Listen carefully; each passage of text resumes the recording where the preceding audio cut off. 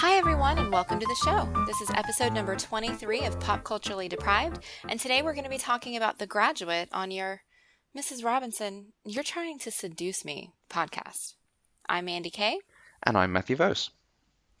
This week we are joined by our friend Anya, aka Strangely Literal, who is the co-host of Shadows and Shamblers, an American Gods podcast, where she and her co-host Alan, who you guys have met before, discuss the themes and ideas in each episode as they air.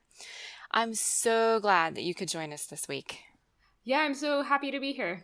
So Mandy, to kick us off on the show, why have you never watched The Graduate? Because it was an old movie about an affair, so I thought it was stupid. Ugh, not old movies again. Yeah, I'm sorry. That's like my answer for everything because, look, we all know that I had a sheltered and misguided youth, and I think that both of those play very heavily into why I never saw this. One, I was misguided, and I thought all old movies were stupid. And two, I would never have been allowed to watch a movie like this because it was about an affair. And that was not okay in the community that I grew up in. So this movie just had nothing going for it that would have made me watch it. I have to say, this is actually the oldest movie that I like. I kind of still have a similar opinion about old movies, like from the 50s and 40s. I'm just not into the aesthetic and the pacing. Thank you for validating me. I appreciate it. Ugh, Singing in the Rain, right? Dumb. The first time I watched this movie, I assumed I was going to hate it because it was an old movie. And when I saw it, I think this is one of the first really modern movies. Okay, that's fair. But before we get into that, Mandy, why don't you give us a bit of background on the film? Absolutely. The Graduate was released on December 22nd, 1967. It is a comedy-drama film based on the 1963 novel of the same name by Charles Webb. Directed by Mike Nichols and written by Calder Willingham and Buck Henry, the movie starred Dustin Hoffman, Anne Bancroft, and Catherine Ross. And actually, a note on the screenwriters, even though he's credited, Calder Willingham didn't write any of the screenplay that appears in the movie. He was hired to do a draft, and Mike Nichols hated it so much, he basically scrapped the whole thing and had Buck Henry rewrite it just based on the book as a starting place. And so they didn't give Calder any credit originally, but he complained to the Writers Guild, and they ruled that he had to be listed. But according to one of the documentaries that I watched, at the time, all the important people knew that he had basically nothing to do with it. That's interesting. Hollywood politics will always confuse and confound me. Yeah. The Graduate is the 22nd highest grossing movie of all time when adjusted for inflation. In 1996, the Library of Congress selected it for preservation in the U.S. National Film Registry for being culturally, historically, or aesthetically significant. Nominated for 7 Academy Awards, it only won for Best Director, making it the last film so far to have only won in that category. It lost for Best Picture, Best Actor, Best Actress, Best Supporting Actress, Best Adapted Screenplay, and Best Cinematography. Initially, Mike Nichols wanted Doris Day to play Mrs. Robinson, but she refused because of the nudity required. Joan Crawford, Lauren Bacall, and Audrey Hepburn all wanted the part. In fact, reading the list of actors who were either asked to or inquired about the part is like reading a who's who from the 60s. The same goes with the parts for Ben and Elaine. Robert Redford, Warren Beatty, Harrison Ford, Robert Duvall, they were all up for Ben.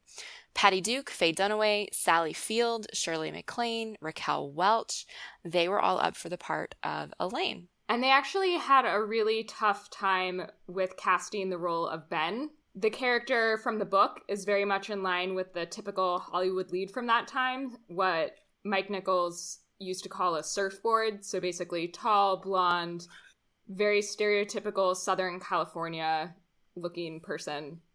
And they had a bunch of people who fit that come in and do screen tests, and none of it was working. And then they invited Dustin Hoffman to come in. He's, at least at the time, was considered to be a very short Jewish looking man. Mike Nichols said that they needed to cast someone who looked on the outside the way that Ben felt on the inside. And so at one point, Robert Redford was asking Mike Nichols why he didn't get the part, and Mike Nichols asked him, have you ever struck out with a woman? And Robert Redford responded, what do you mean? And Mike Nichols said, yes, that's why I couldn't cast you for this part. We needed somebody who would be believable as an underdog, who would be believably awkward. Yeah. And that decision was actually pretty controversial at the time, both during production and after the movie was released, because leading men in movies in the 60s didn't look like Dustin Hoffman. A lot of the reviews sort of picked on Dustin Hoffman and his appearance and his demeanor in a pretty anti-Semitic way, actually, which was kind of unfortunate. But Dustin Hoffman being cast in the role and the subsequent success of the film really opened up Hollywood for different kinds of people being in lead roles. Okay. Roger Ebert claimed that it was the funniest American comedy of the year, though he did retract some of his enthusiasm later at the film's 30th anniversary because he felt its time had passed and he felt more sympathy for Mrs. Robinson than Ben, which I thought was really interesting. Yeah, and I think that's one of the things that makes this movie so good for me, at least, that Mrs. Robinson actually is a sympathetic character, and you can really see the film as a critique on the way that 1960s womanhood was constructed, because Mrs. Robinson is clearly in a really shitty situation. She accidentally got pregnant, was forced to marry a guy who she clearly liked enough, but maybe wasn't necessarily ready to commit to lifelong bond with, and, you know, ends up in this very limited role, not a lot of freedom, and she has to try and find fulfillment in some pretty horrible and ultimately unfulfilling ways. Okay. I think we might have a deeper conversation about that in a little bit. I'm not entirely sure I agree with all of that, but we'll see. If you are listening and you haven't seen The Graduate, we do like to give a brief synopsis, and Anya has already given a little bit of what the movie's about. But Ben is the main character. He is a recent college graduate who has no prospects for his future. He's very lackadaisical and listless, I think. And he ends up seduced by the older, much more experienced Mrs. Robinson. And then he meets her daughter and falls in love. And for lack of a better word, hijinks ensue. That's a pretty good description. Zany comedy from now on out. So how did everybody watch this? I actually, at least in the United States, there's a company called Fathom Events that shows operas and classic movies and lots of things on the big screen for like, 2 showings in a specific week or whatever. And so in April, Fathom Events showed The Graduate on the big screen for the 50th anniversary. So I actually went to see it at the theater, which was really cool. And then I was going to rewatch it since I did that several weeks ago. But unfortunately, in the United States at least, it's not available for streaming on any of the subscription services. And since I already paid $14 to go see it, I didn't want to pay for it again. So how did you watch it, Matthew? I got a bit frustrated as well. I had it recorded from Sky, or downloaded when it had been on a while ago, and then I went to watch it in the week, and I think it had expired and deleted off my Skybox. So it's not on Netflix, it's not on Amazon, it wasn't on TV. I rented it on Google Play. And I actually bought the Criterion Collection DVD in preparation for the podcast, so I would have all of the DVD extras and commentary tracks and stuff. Although I think when I watched it for the first time when I was in high school, I rented it from Blockbuster, so throwback. This is now one of the 10 DVDs that I own, so compared to my co-host Alan, who was on for Dead Poet Society a few weeks ago, yeah, my collection is not so hot. Mandy, before you went off to see this at the cinema, did you have any expectations over it's really old and it's about something kind of saucy? I honestly had no idea this movie was a comedy. I was expecting it to be some sort of like drama or thriller that was all about this, clandestine relationship between Ben and this much older woman. And that is not what this movie is. I was a little bit shocked, honestly. So I didn't get what I thought I was going to get, is really what I have to say. Okay. The director, you said Mike Nichols won the Oscar for this. Have you seen any of his other films? I have not. Okay. They're not all old films. Yeah, they are. This is his second motion picture. He did a lot on stage. Before this, he'd done Who's Afraid of Virginia Woolf, which got 13 Academy Award nominations. He's got a period. He does lots of films, but he's got a period in the 80s where he releases Biloxi Blues, Working Girl, Postcards from the Edge, and Regarding Henry, which is a series of great, great films. But then even more up to date, he did The Birdcage. He did Closer, strange Jude Law, Natalie Portman thing with Clive Owen, I think, as well. And 2007, he released Charlie Wilson's War, which is an Aaron Sorkin written film. Oh, well, now I need to watch that. It's quite good. The two stars were also Oscar nominated, Anne Bancroft and Dustin Hoffman. Have you seen them in anything? It turns out that these are more actors where I am just kind of more generally aware of who they are rather than knowing them for their work, kind of the way I was with Bill Murray. Hoffman, I've seen Hook, I Heart Huckabees, Meet the Fockers, and Stranger Than Fiction. And that's it. Like, he has a giant filmography, and that's all I've seen. Anne Bancroft, I've seen G.I. Jane. I had no idea she was the same woman. No idea. And honestly, when I heard her name as being in this movie, I confused her with Jenna Rollins and thought that's who she was until I actually watched the movie. Old movies, old actresses. I was not batting 1,000 on this one. The quality of the film is so bad, they all look alike. That is not true. But when I heard her name, I kept seeing Jenna Rollins' face in my head. And I somehow thought they were the same person. Okay. And they are so clearly not. But I've literally never seen her in anything other than G.I. Jane.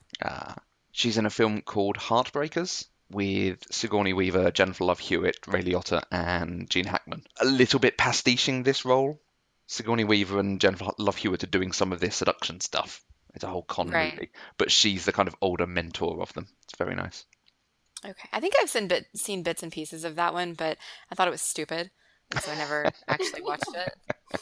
Okay, but we're here to talk about The Graduate. Mandy, did you enjoy watching The Graduate? Sort of. I didn't actively dislike it, so I think I neither liked it nor disliked it is kind of where I'm coming in on this one. It wasn't a bad movie, but it wasn't my kind of movie. Is that just ambivalence towards it, or is it there were good points, there were bad points, so it sort of averaged out? I think it's more ambivalence than anything. If I was gonna score it, it would probably have more bad points than good points because Ben was insufferable and he was the main character. Yeah. And so I don't want to give it a score because that would just be terrible. So let's go with ambivalence. Okay. That's actually a really good segue into the first talking point. Let's talk about Ben. Absolutely. Let's talk about Ben. Ben is kind of sort of a really terrible human being, you guys. Not kind of, sort of. In a different way than what we've seen before. I mean, he's not Ferris Bueller. He's not Harrison Ford or Indiana Jones. Sorry. He's really just awful just by being himself. He's not respectful to people. He's not respectful to himself. I mean, this kid has just graduated college. And he has no student loans, that was all paid for, he's got a future, but he doesn't care. He doesn't care about his parents. All he wants to do is whine and float around in the pool and just not do anything until Mrs. Robinson decides to, take an interest in him. And then he decides to just be terrible even more. And I don't like him. And then we turn him into a stalker. Guys, Ben's a stalker. In a really creepy way. Not even subtly. No, not even a little bit. It ended with him being a stalker, too. I mean, when you just decide randomly, okay, so you've been sleeping with this woman who apparently you gave your virginity to, and so that's a whole thing in itself. But everybody in your family is pushing you, and her husband is pushing you to meet her daughter, who's the same age as you. That's creepy that you agree to do it because you're sleeping with her mother. Why would you go out on a date with her daughter? Well, in his defense, I'm not defending him generally, but on that point specifically, he tries really hard not to. No, he doesn't. I mean, if you're going to try really hard not to, you just say no. You say, I don't want to. No, thank you. You know? Well, he did, and then his parents said they were going to set up the date for him. See, I would have rather have done that. If he had done that, things would have been so much different. Or you do what he does. You set up the date, and then you stand her up. You don't go on the date. Right. Or, and then you go on the date and you're just an absolute dick the whole time and you make this poor girl, you take her to a strip club and then you make this poor girl cry. Sorry, it upsets me that she just immediately, as soon as he apologized, she was fine and then they lived happily ever after and then he stalks her and I don't like it. Yeah, I think a lot of Ben's behavior is really problematic, especially the stalking parts of it. I think in order to appreciate this movie at all, you do kind of have to look at it through 1968 goggles. I think... Was stalking a thing in 1968? In 1968, stalking was a thing that strangers and creepy older people did. It wasn't like... This was just trying really hard to go after the girl, which I think was really encouraged up until fairly recently. So this was supposed to be romantic? It was like a grand gesture kind of thing?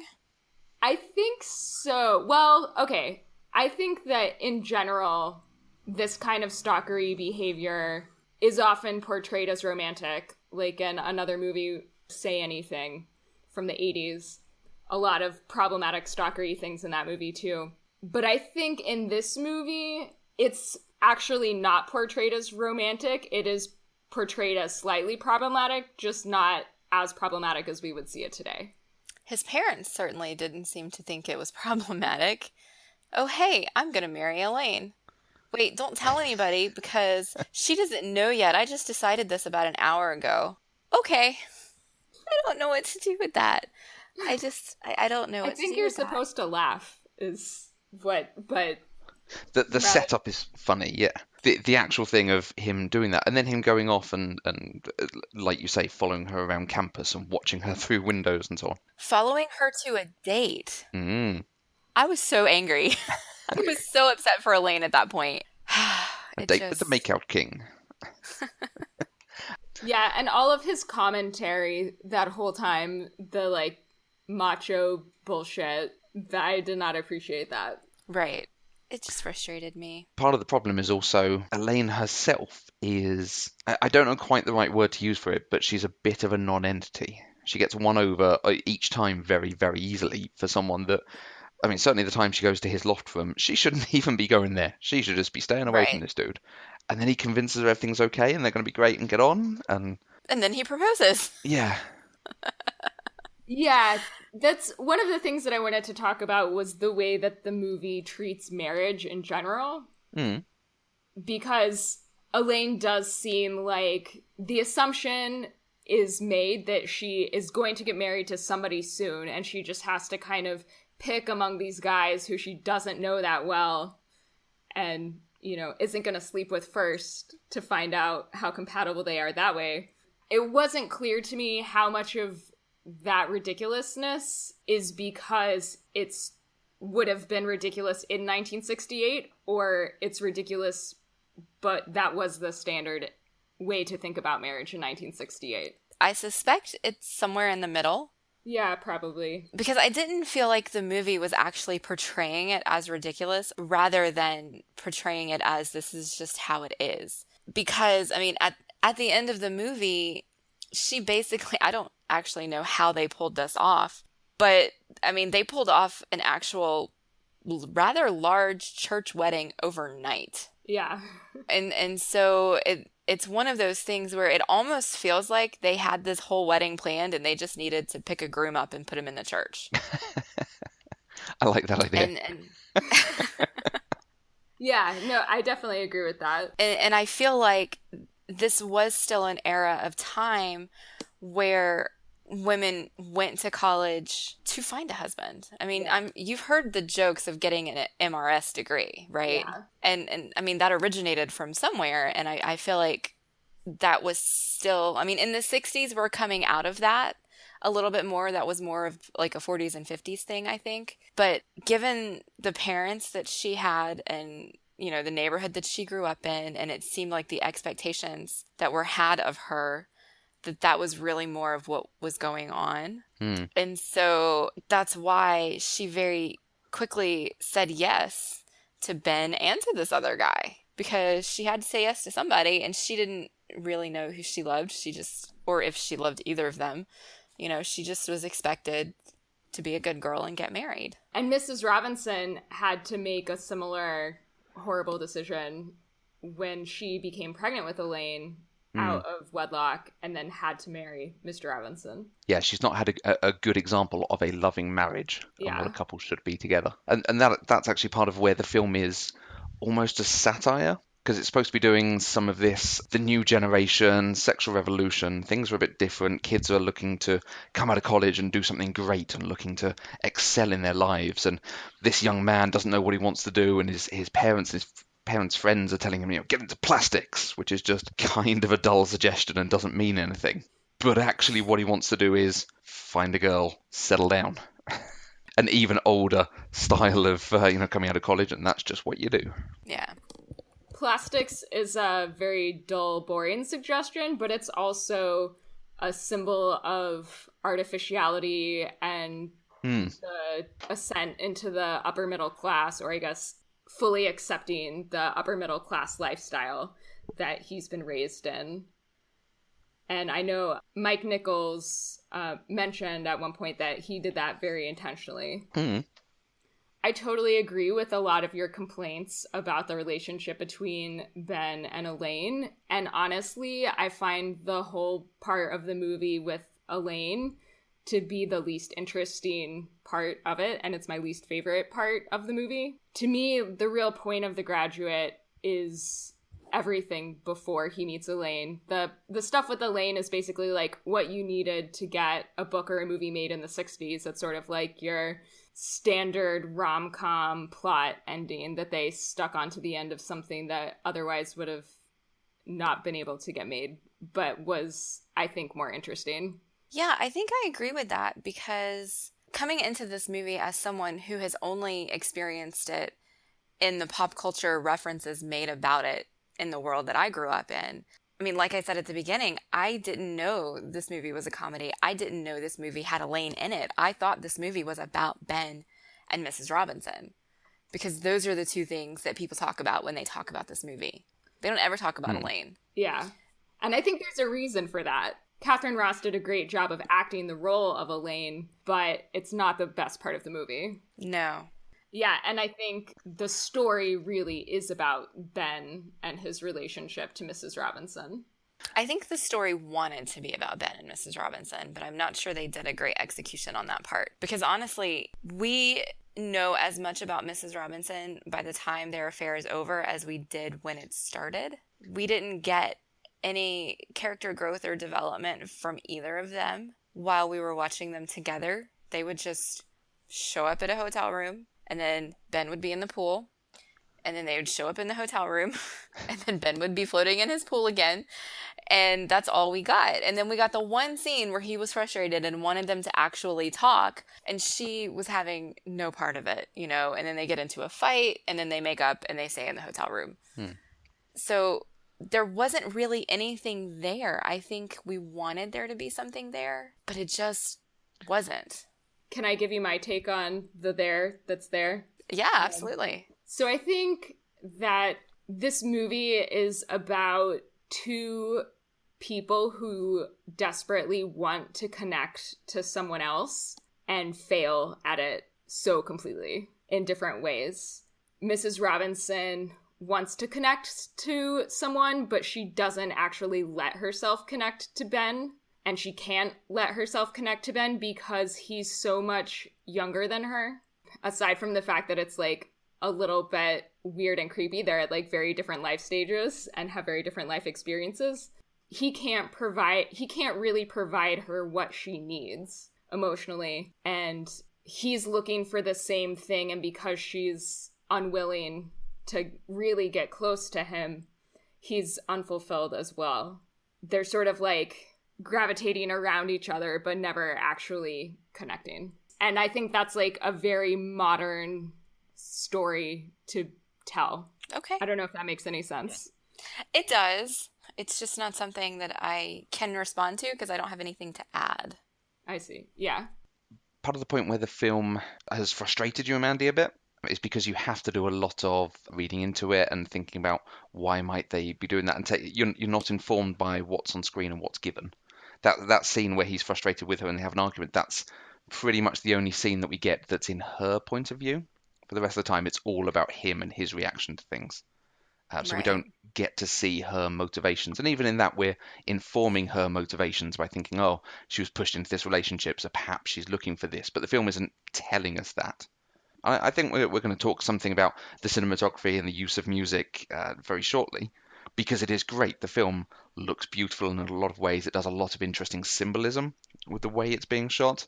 But there's almost too much of that, and we need a bit less, and we need another 10 minutes of her relationship with her husband, her relationship with her daughter, something about him and his peers, because there is this almost absence in the film that he has no friends or peers his age that he sees. If I could see something about he is very awkward with girls his age and that's why he's never gotten on with them, or his friends always pushing him and he doesn't like it, or his friends think he's weird because he's a creepy stalker dude.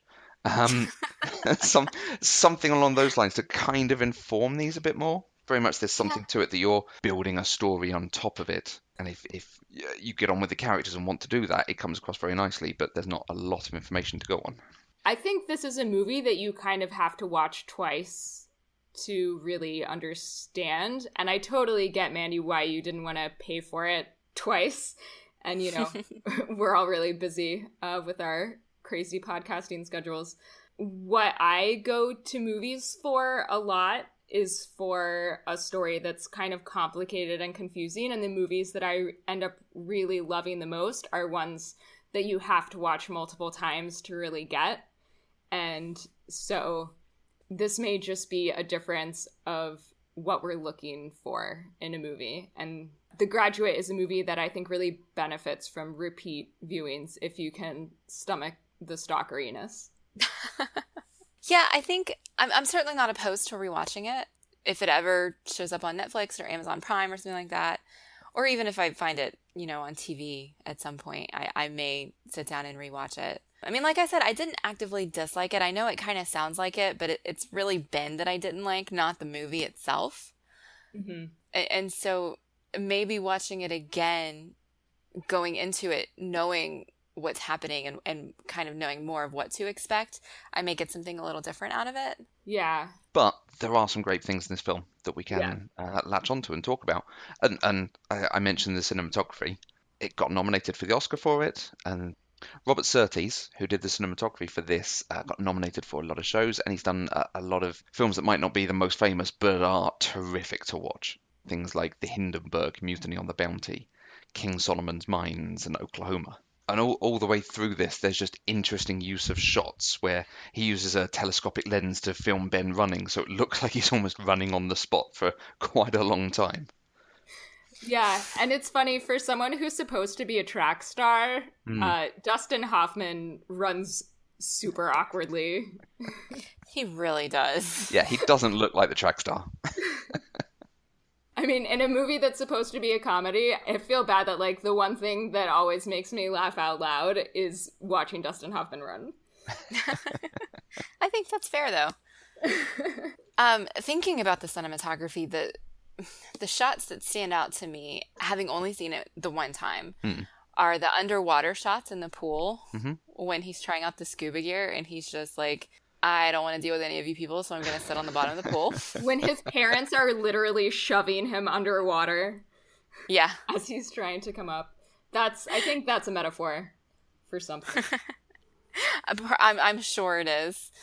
The final shot of the two of them at the back of the bus. Yeah, And that long sustained shot of them just slowly returning to neutral.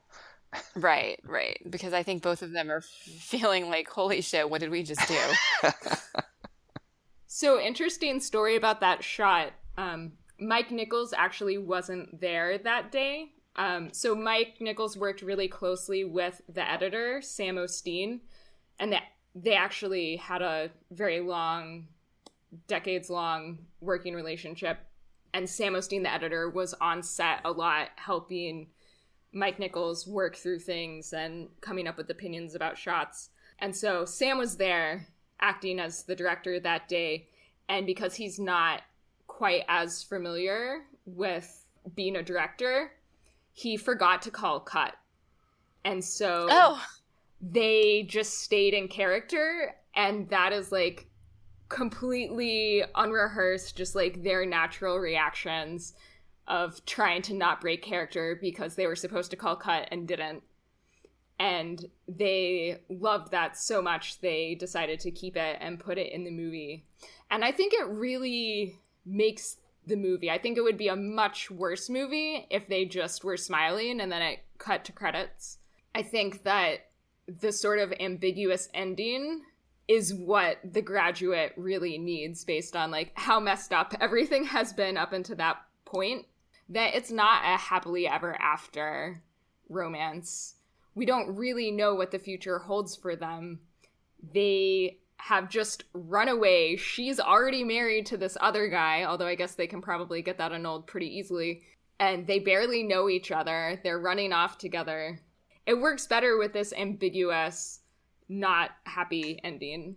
This movie is often seen as being a lot about generational conflict, and one of the interpretations, I think, of the ending scene is that Ben and Elaine are going to just end up as Mr. and Mrs. Robinson, you know, in another 20 or so years. And so as much as we try and rebel against our parents' generation, we end up accidentally following in their footsteps. Yeah, it's actually kind of satirizing the folly of youth. Yeah, exactly. They had talked about making a sequel to The Graduate, and that was kind of going to be the plot of it, that basically Ben and Elaine grow up, have a kid, I think a son, and Dustin Hoffman ends up playing Mrs. Robinson to his son's girlfriend or something like that. But obviously it never got made. Huh. Yeah, no, I don't think you can flip the genders on this. Yeah, I don't think so either. I'm actually really glad it didn't get made. Because that was one of the things I did think, like, oh, that would be quite an interesting conversation. How would you do that? And then I thought through and went, no, it's not an interesting conversation, because the conversation is no. Weird 50-year-old dude, because they'd do the Hollywood thing of casting like a 65-year-old to play the 50-year-old. Yeah. No. But the other great thing on the film, so the cinematography, there's lots of great shots, lots of symbology going on, but then there's the music as well.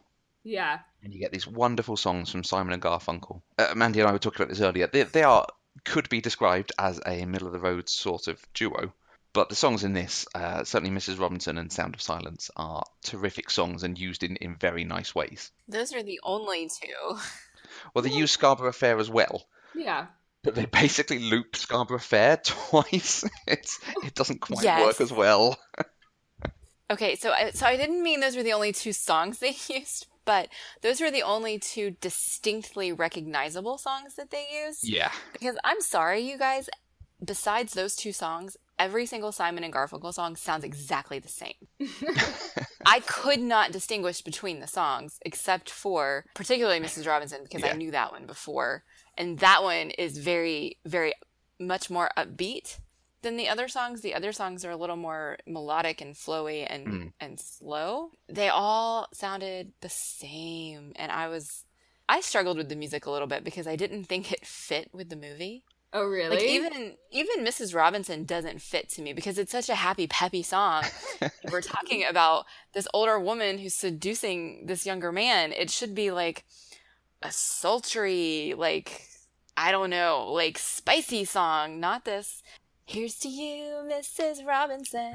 Da-na-na-na-na-na. You know, it's just, it's very light and fluffy and poppy, and this is not a light, fluffy movie. And so I did not really get the music choices. So I agree that the tone of Mrs. Robinson, the song, does not fit overall the theme and tone of the movie, but I think it works well for the scene that they put it in. The driving and chasing around.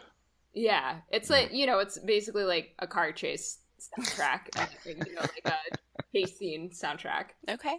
And so actually, Mrs. Robinson was the only original song for this movie. The rest of the songs were already hits. And this is one of the first movies to include like current pop music in the soundtrack, and sort of helped make that a more common thing. So Mike Nichols was talking to Paul Simon and asked him to write one original song for the movie.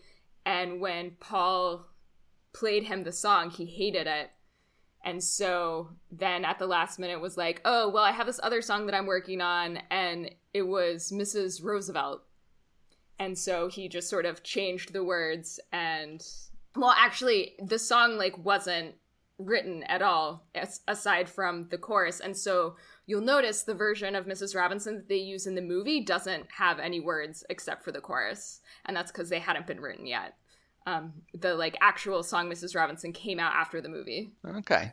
Yeah, it's quite interesting because this is one of the first times they used modern pop songs to support the film, and then had a kind of soundtrack with vinyls and records being released around it. But any time it's referenced, it's Easy Rider that gets all the credits. And I think that's just because Easy Rider it has a number of different bands being used in different ways, whereas this is the Simon and Garfunkel songs made for or released for The Graduate. Yeah. I think just because Easy Rider then uses it in a slightly different way, and arguably a more interesting way because it's got different things and different sounds going to different moments. Is this the moment where I pipe up and say I don't know anything about that movie? Easy Rider? I honestly have no idea either. I don't know when it was from or what it's about. Oh, Easy Rider's like a year or two after this. It's the same period, but it's a road movie. Oh, okay. Everyone, take a drink. Mandy hasn't seen a film. I am pop culturally deprived. What can I say? Okay, we've talked about the cinematography and we've talked about the music. I really want to talk about the ages of the characters and the actors here because when I read this, it just blew my mind, you guys. So specifically, Mrs. Robinson blows my mind, but we'll get to her in a minute. So Ben, the character, is 21. He's just graduated from college. Dustin Hoffman, who plays him, is 29. That's okay. That's not terrible, right? The same thing with Elaine. Elaine is 19, but Catherine Ross was 27. Where it gets a little creepy, so William Daniels played Ben's father, was only 39. So he's only 10 years older than Dustin Hoffman. And he's playing his father. And then, you guys, Anne Bancroft was 35. I'm not even 35 yet. I turned 35 this year. So, like, I'm her age. I'm the same age as the woman who played Mrs. Robinson. This, like, my brain exploded when I figured this out. So she's only 6 years older than Dustin Hoffman, but Mrs. Robinson says she's twice Ben's age. So she's at minimum, 42, 43. They made her up to look a little bit older than that. I always assumed she was about 50. Yeah. That's what I expected. And so to find out she's only 35 and I'm basically 35, I'm like, wait, does this mean I can go seduce somebody like Dustin Hoffman? Okay. I actually always assumed she was right around 40 based on her story about Elaine's conception. I assumed she was sort of like 18, 19 when that happened. So if Elaine is about 20, then having Mrs. Robinson be in her late 30s even, or early 40s, makes sense. Yeah, it blew my mind that she, because she does not look 35 in this movie, for sure. For them to have cast someone who's only 6 years older than Dustin Hoffman to be portraying this much older, much more experienced woman to seduce him, that's Hollywood casting for you. Yeah. I think I read one of the actresses who got turned down, and I cannot remember who it was, but she got turned down because she was already like 45. They wanted someone younger to play this older woman. Yeah, it's pretty ridiculous. Oh, Hollywood. But yeah. I think I buy the age difference just because the acting is so good. Ben is so insecure and awkward, and Mrs. Robinson is so self-possessed and demanding. And actually, a lot of the age difference, a lot of the appearance of how old they are has to do not just with makeup, but the way that they were lit. So Mike Nichols apparently wouldn't let anybody see the dailies because he was used lighting to make Dustin Hoffman look younger and Anne Bancroft look much older. And so he didn't want her to see how he was lighting her until the movie was over because it was purposefully unflattering and he thought she wouldn't like it. Yeah, I buy that. That's fair, yeah. Yeah, that's totally fair. Yeah. I mean, because she certainly did not look 35 in this movie. She definitely looked older. But actually, talking on Mrs. Robinson, there's something so calculated and predatory about when she first turns up and she's just in the background of a brief shot and you can see her watching him. And then she just turns up into his room and even when she gets him to take her home, when she's first in the hotel, she just knows what she's doing. She's so calm and confident with it all. I always read it that this is not the first time she's done this. That this is something about her wanting some sort of excitement or imagination of youth. I get the impression you guys don't read that and you're actually thinking it's more this is the first time she's done this or the situation she's trying to get into. No, I think you're right. When I was watching it, I was feeling like it was very calculated, like you said. She knew exactly what to say, what to do. She wasn't nervous at all, and I kind of felt like, as cliched as this sounds, this wasn't her first rodeo. Yeah, that hadn't occurred to me before, but I buy your argument, definitely. I almost wonder if she has done it before at some point, got a thrill out of doing that and enjoyed it, but it's almost diminishing returns. It's now so easy. She sleeps in a separate bedroom. Her husband doesn't even know or care. There's almost no thrill to it. Yeah. The other thing I wondered is this the weird thing that she was hoping he would be good enough for her daughter, so she throws herself at him, hoping he'll reject her, and he does, and then he doesn't. So that's why he's not good enough for the daughter. But that's just me reading into it. It's not in the text anywhere. Again, I'm not informed about it. I'm just thinking about what could be. I never thought of that. In fact, I was actually thinking the reason she was so upset and didn't want him to go out with Elaine was because she had some sort of weird feelings for him. Like, I felt like it had more to do with her than it had to do with her daughter. Yeah. Yet she was so adamant about it. Not even necessarily feelings for him, but just he is hers. She doesn't want to share. No, yeah. I totally agree with that. I think she doesn't even really like him, but she feels super possessive of him as an object almost. Yeah. Yes. So let's talk about some of our favourite moments and some of the great performance and elements of this film. Anya, what are the things that you take away from it that you really enjoyed about this? So this is the first movie that I saw that really gave me an appreciation for cinematography. There's a sort of mix of long scenes that play out basically unedited like a play without any fancy camera work.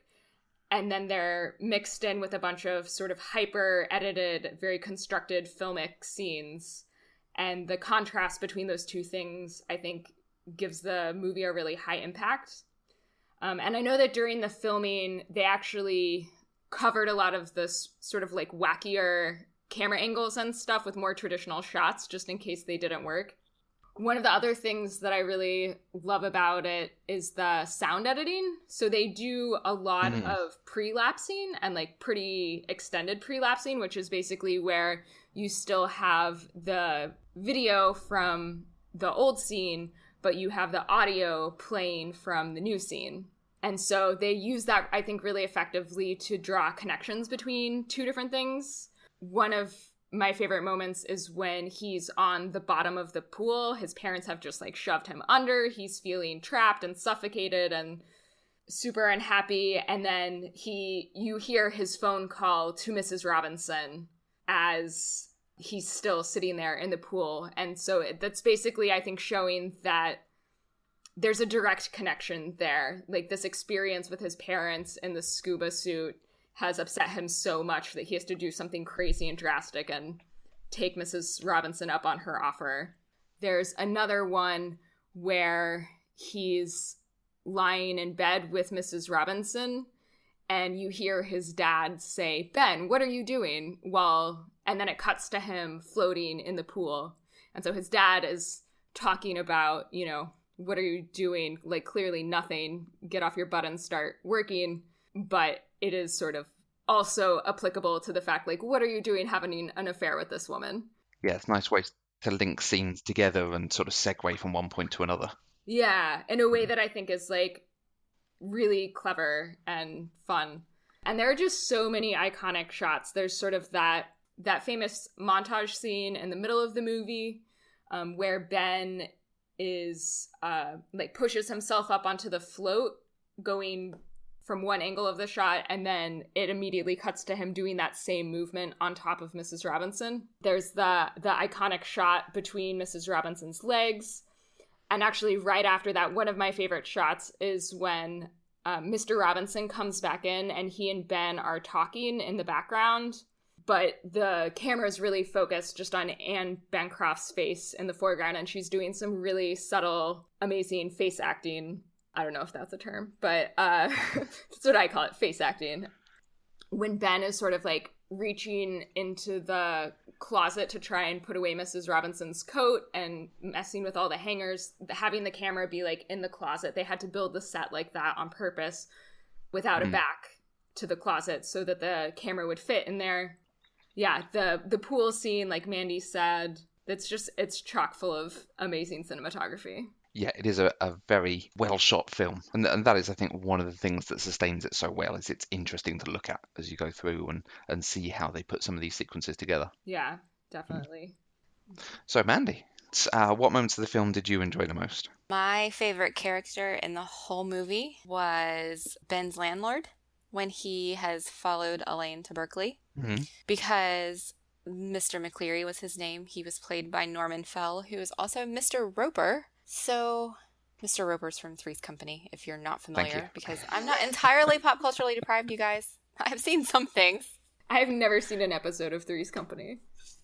Oh, you guys are missing out. And Mr. Roper is amazing. And so that's all I was thinking when I saw this. I was like, oh my gosh, that's Mr. Roper. And he's pretty much exactly Mr. Roper. Norman Fell plays grumpy landlord really well. Is that the guy who's like, I don't like you, I want you gone, you're weird? Yes. Yes, absolutely. That's my favorite character in the whole movie, you guys. Like, that guy was on point. He saw him straight away. Yeah. Oh, I did think of one other scene that I want to mention. The scene where Dustin Hoffman is checking into the hotel and talking with the clerk, who is actually played by someone who's involved technically, like one of the editors. Oh, I think it's the screenwriter, Buck Henry, is the hotel clerk. But the hotel clerk rings the bell, and then Dustin Hoffman tries to stop him by like putting his hand on the bell, and then he just like hits Dustin Hoffman's hand. The like physical comedy and the timing of that is just so perfect. Yeah. Buck Henry, who created the TV show Get Smart, if you've ever seen that. It's a very funny old spy show. Nope. Okay. I'm basically about as pop culturally deprived as Mandi. I think we just like hit different things. He also wrote a film called To Die For with Nicole Kidman, which is a little bit like this film in some ways, except the older woman character gets the teenager she's sleeping with to kill her husband. Oh. Dark twist. That's not dark or anything. Just like The Graduate, but with murder. Yeah. I like that. But in that scene, I love the comedy of the toothbrush. How he keeps saying, oh, I've just got my toothbrush. I can manage it. It's just my toothbrush. Pats his pocket. Oh, I got my toothbrush. All this. And then it turns out he does actually have a toothbrush. He's actually brushing his teeth. If you're going to go to all of the trouble to have an affair with someone, you better have fresh breath. Exactly. But all the way through, I'm thinking that's what he's come up with off the top of his head, and that's what he's then miming. But no, he's not even that creative. Yeah, Ben's not a good actor. No. And it does take a good actor to play a bad actor. Yeah.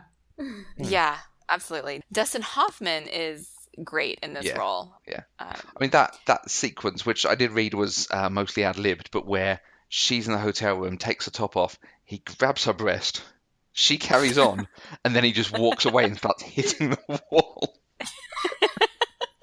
And you don't need to say anything. It's just right there on screen is funny enough.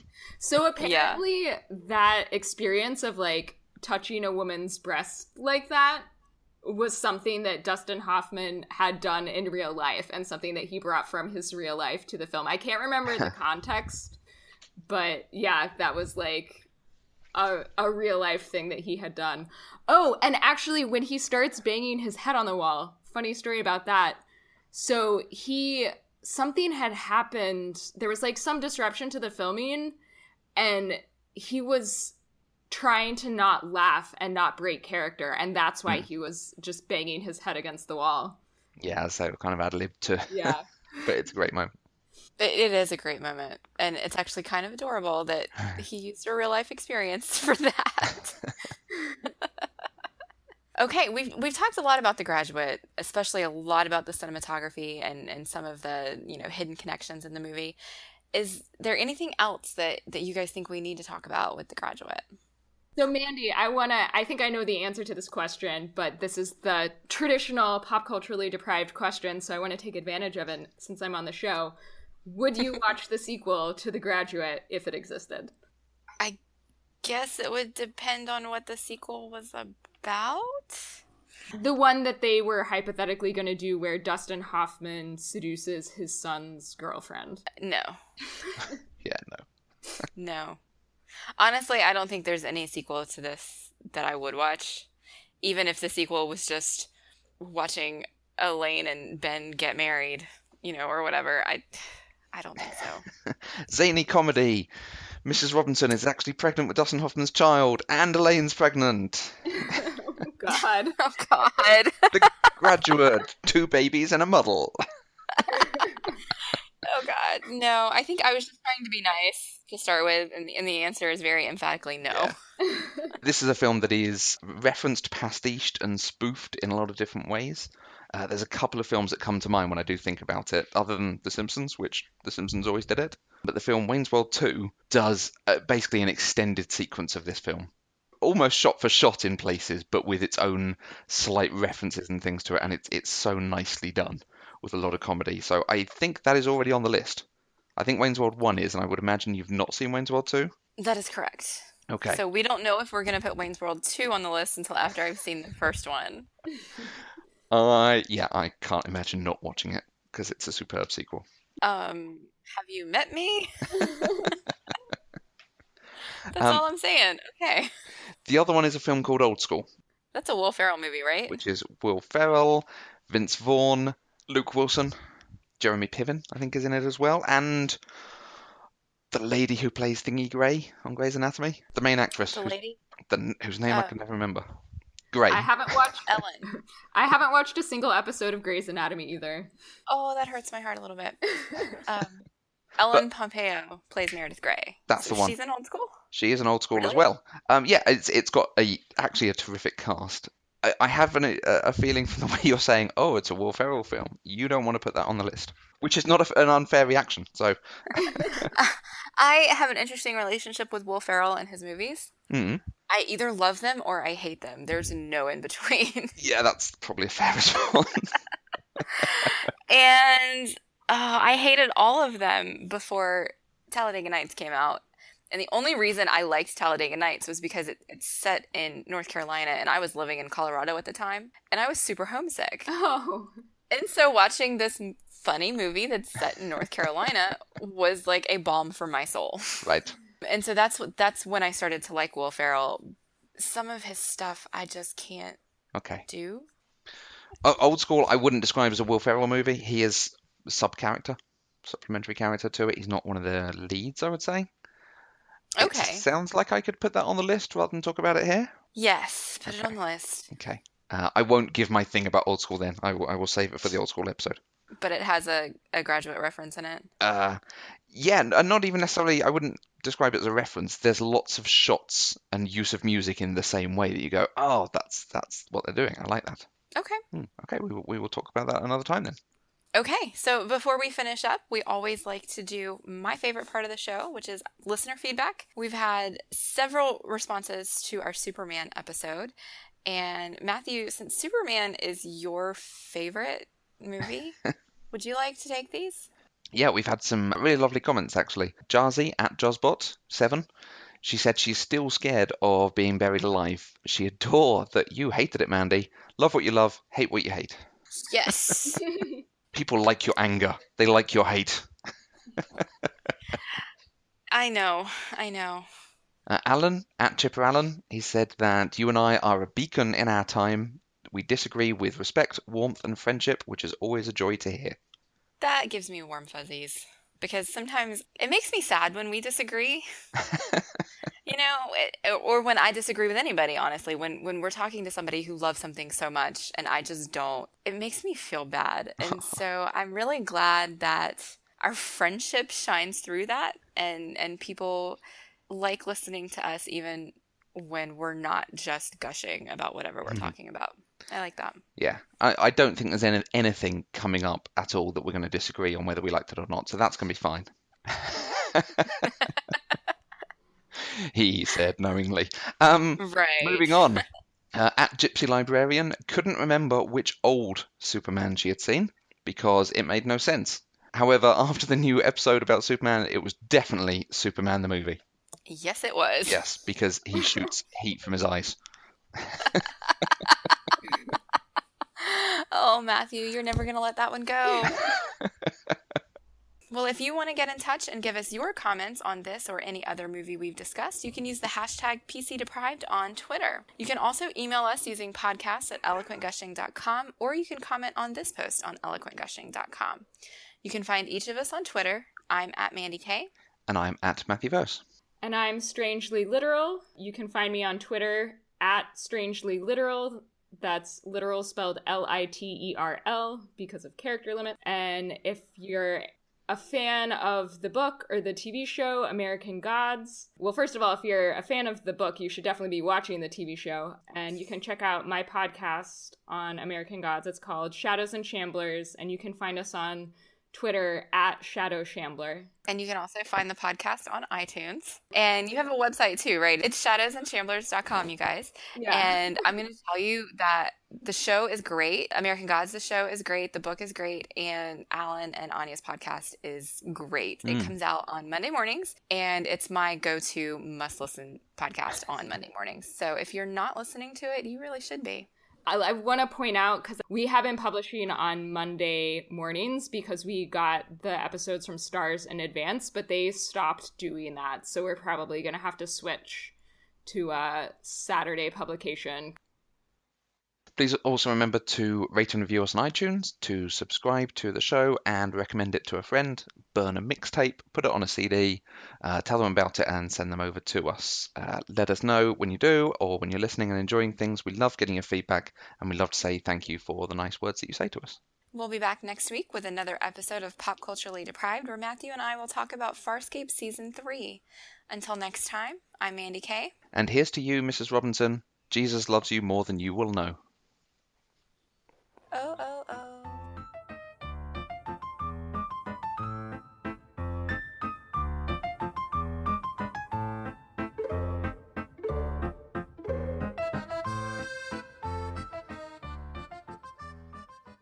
Pop Culturally Deprived is an Eloquent Gushing production. For more information, visit eloquentgushing.com or find us on Twitter at eloquentgushing.